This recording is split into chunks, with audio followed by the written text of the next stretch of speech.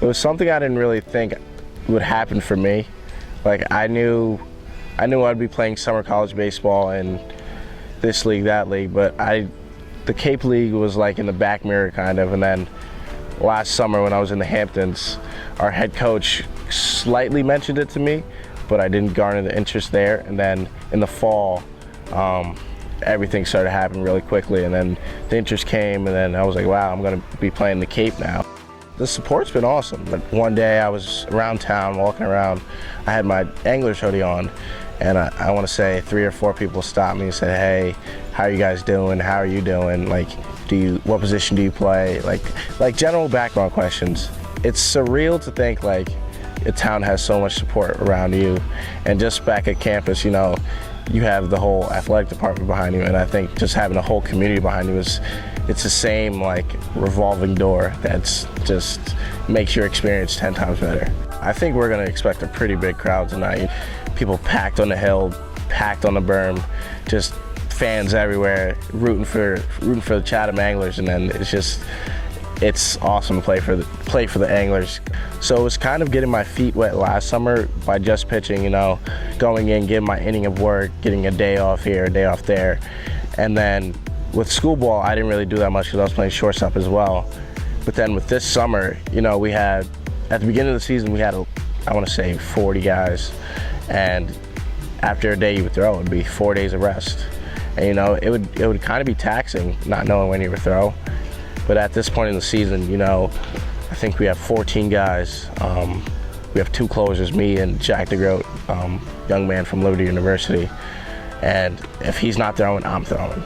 And if I'm throwing, he's not throwing. It was just like a switching kind of thing. Yeah, there's a few times I jump in there and take some grounded at short. I haven't had BP in a while. We have pitcher's BP coming up because we threw a few shutouts. But other than that, I mean, the itch is there, but also these guys, I don't want to take away from their reps. So it's like, you know what, if I'm feeling it that day, I'll take it. Like I took some ground balls today. But it's just, I'm going to stay back a little bit, but also like if I want to have some fun that day, you know, why not? I think I've like opened some eyes. I'm the only Division II guy on this roster, full contract on this roster. And you know, after that hiccup, I feel like some guys are like, oh, he's not made for this. He's a Division II guy, you know. He might throw hard, but I don't think he's has that hard body. And you know what? Like, I've had, I think, 6 good appearances after that. And I think it just shows, like, even with the Division II label, that I'm out here just the same as these UNC guys or these St. John's. You know, like we're all baseball players. So you know what? We all know how to bounce back from a bad performance. It was just having that hiccup early maybe propelled me to how I'm doing right now, to know like if you're gonna beat me, you're gonna beat me on my best day.